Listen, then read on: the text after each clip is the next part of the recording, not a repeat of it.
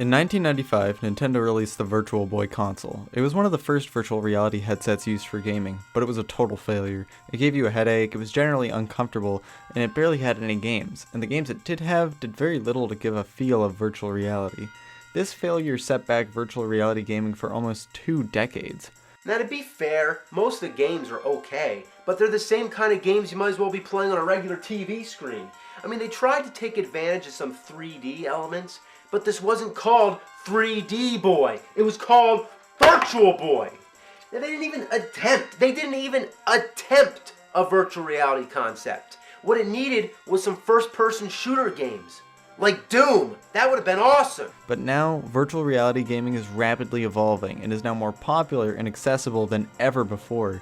Now, it is very likely that you do not own a virtual reality headset. Only about 2% of Steam's 67 million monthly users have used one according to their hardware survey, and it's very easy to know why.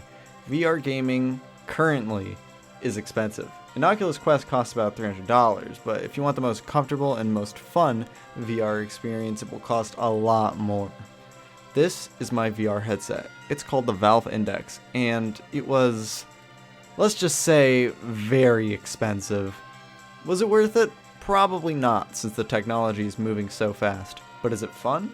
Of course. VR is my favorite way to play video games, despite its limitations. Sometimes I can't even bear playing games on a monitor anymore because VR has made me learn that you don't even need a HUD to play a game, and the field of view I get from VR obviously far exceeds that of what I get on my flat screen. Look at that disgusting crosshair. Oh my god, this is a monitor. Oh my god, the field of view. Ah! Since getting my headset in July, I've clocked in almost 700 hours in VR, which is probably worrying, but it shows how much fun it is. It really did save my quarantine. Can't say the same for my bank account though. Now, if you have experience in gaming, you don't even need to play VR to know the more obvious differences between normal gaming and VR gaming. What is more physical in a game than actually making the movements of the character you are? And what is more immersive than 2 LCD screens up close to your eyes? VR is marketed off of immersion. The feeling of actually being in the game world is something that is crucial to VR. Now, I was asked that if some people play VR long enough, will it reach the point to where they fail to distinguish virtual reality from reality? My answer to that question is going to be no, at least for now. Maybe it'll be more that way when the technology continues to improve, but there are multiple reasons why VR in its current state isn't fully immersive. First of all, you still feel the real world. The most simulation of touch you can get in VR is haptic feedback. You can still feel your feet on the floor, the controllers in your hands, and the weight of the headset on your head. You also need to still be aware of your surroundings in VR, especially in my case because I don't want to accidentally punch a hole in my wall.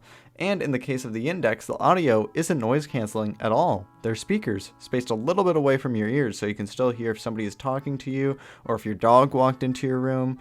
And you can't stay in VR for a super long time because the Index controllers need to charge after like 6 hours. Besides, you'll always be able to distinguish reality once you watch yourself outside of VR.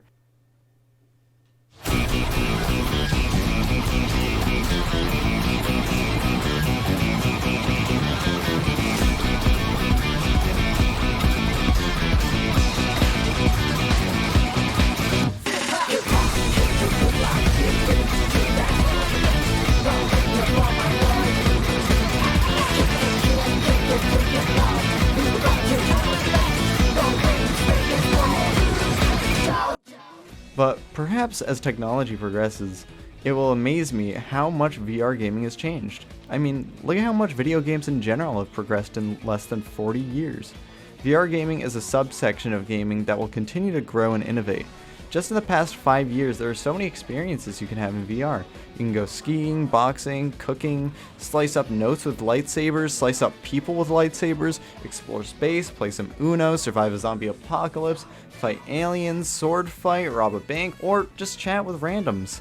There's so much you can already do in virtual reality, and it's only been a few years, and that is my #1 reason for why I love virtual reality so much. It has an incredible amount of potential for innovation that we will see in the near future, and that is what really excites me about virtual reality.